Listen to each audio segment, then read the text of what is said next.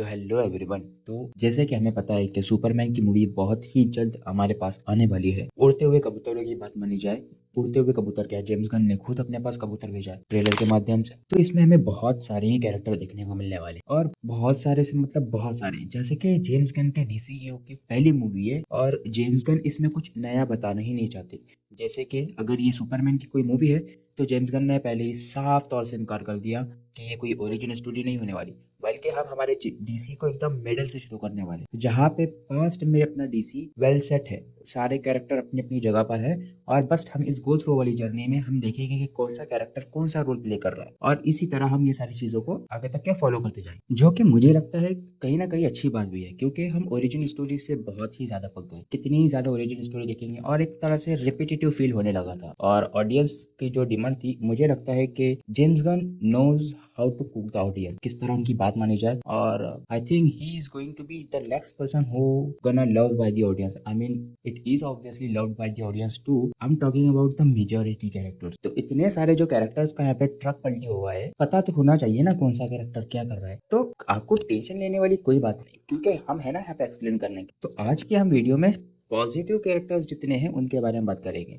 बाकी के कैरेक्टर के बारे में जो है क्लोज से कैरेक्टर्स आपको तो पता है, आगे वाली वीडियो हम बात करेंगे basically side by side shoot करके। तो स्टार्ट हम करेंगे हमारे ऑब्वियसली सुपरमैन। तो सुपरमैन के बारे में मुझे बताने की तो आपको जरूरत ही नहीं है। लिटरली वर्ल्ड में सबसे ज्यादा जाने जाने वाला कैरेक्टर स्पाइडरमैन और सुपरमैन ही तो है, जो कि बेसिकली एक एलियन है क्रिप्टॉन प्लैनेट से और यहाँ पर आके इस इंसानों वाली दुनिया के अंदर इंसान बनने की कोशिश कर रहा है, इंसानों को इंसान होने का चैप्टर पढ़ा। अब ज्यादा मैं ओरिजिनल स्टोरी ना बताते हुए मैं एक आपको एक डायरेक्शन बताना चाहता था जो कि जेम्स गन ने दीगर सुपरमैन मूवीज से लिए। जो दूसरे सुपरमैन मूवीज थी उन्होंने एक सुपर हीरो होने का एंगल बताया, लेकिन जेम्स गन ने अपनी मूवी के अंदर सुपरमैन की ह्यूमैनिटी वाली साइड बताने लगी है। और ये जो ह्यूमैनिटी वाला जो साइड था सुपरमैन का, डेविड कॉरन्सवेट के जो सुपरमैन है, ये हमने ट्रेलर के अंदर देखा भी, जो सुपरमैन का एक ह्यूमैनिटी वाला साइड है और जहाँ पे एक दिखाया भी गया है कि सुपरमैन एक जर्नी पे निकला हुआ है, वो एक्सप्लोर कर रहा है स्टेप बाय स्टेप। मतलब कभी कभार वो गिर रहा है, मार खा रहा है, अपने इमोशंस को कंट्रोल कर रहा है, सीख रहा है कि किस तरह लोगों से एक्सप्रेस करते हैं। सारी चीजें हम एक जर्नी के साथ निकलेंगे सुपरमैन।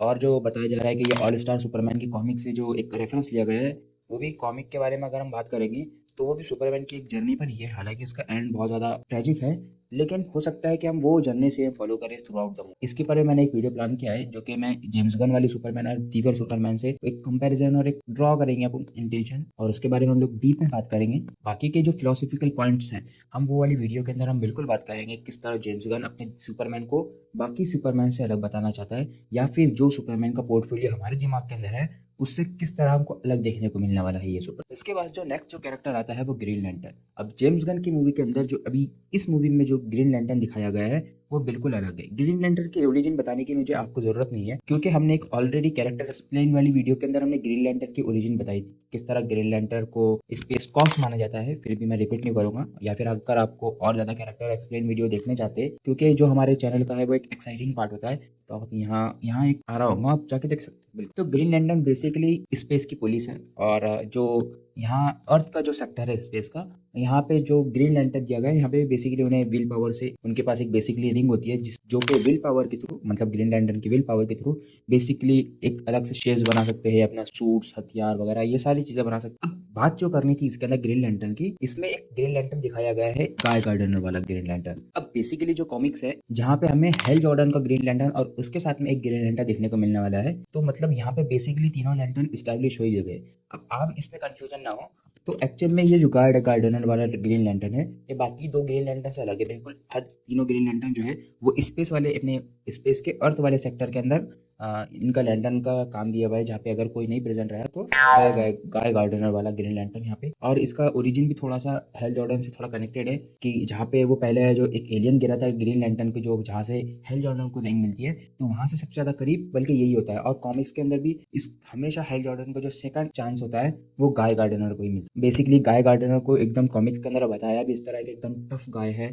मतलब उसकी विल पावर भी इस तरह है कि एक मरतबा लैंटर्न के ग्रीन लैंटर्न की जो रिंग होती है उसमें से स्पार्क्स निकलने लग गए थे, और एकदम टफ गाय अपने डिसीजन को लेके और अपने मोटो को लेके, जो कि गलत और सही के बीच में जो डिसीजन करता है वो सारी के मामले के अंदर वो एकदम परफेक्ट है ये सारी चीजों को लेके। और इस तरह ही इसी की पर्सनैलिटी बताई गई है और हम थ्रू आउट द ट्रेलर इसके अंदर थोड़ी सी एक झलक देखते भी है। एक अलग ही बंदे का एटीट्यूड होता है, और इसका जो फेमस जो स्टाइल है, जो उसका जो बॉल शेप के अंदर जो उसकी कटिंग की गई है, एक नंबर, मतलब मस्त हाफ स्लीव्स के अंदर इसका एक नंबर लुक होता है।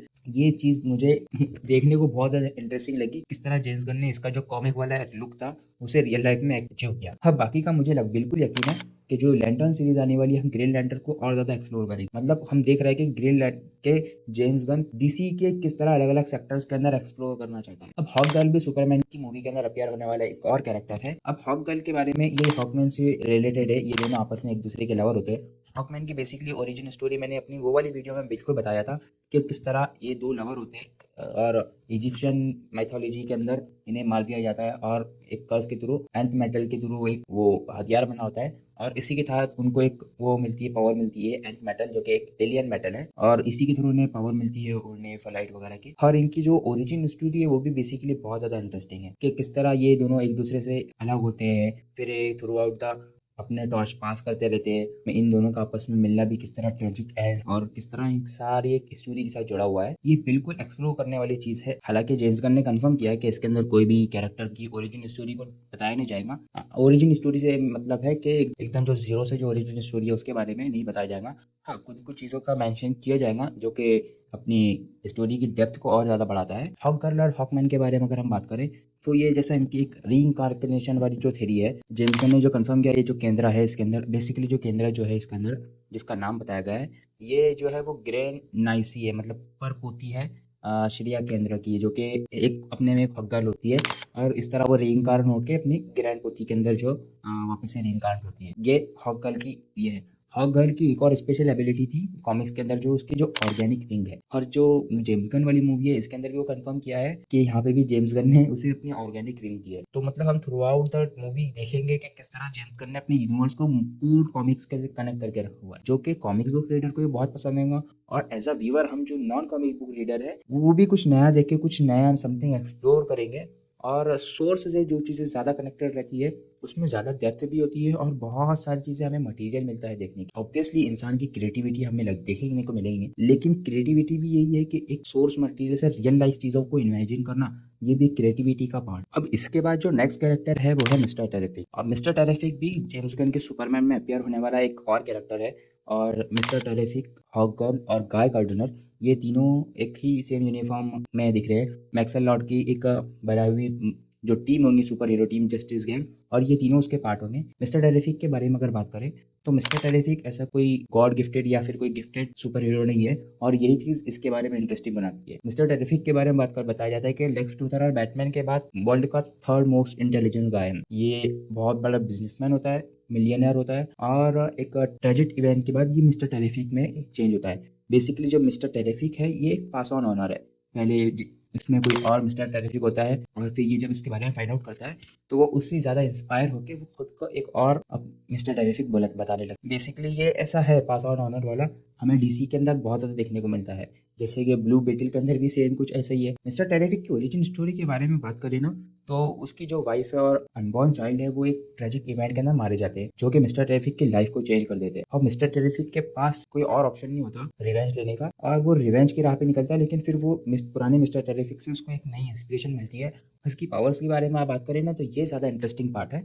तो मिस्टर टेरिफिक के पास, जैसे कि हमने बात करी, कोई पावर वगैरह तो नहीं होती। इसकी पास जो इसकी पावर है वो है इंटेलिजेंट। वो हर चीज़ को लेके, मतलब उसकी mathematical calculation, decision making power बहुत ज़्यादा स्पीड से काम करती है।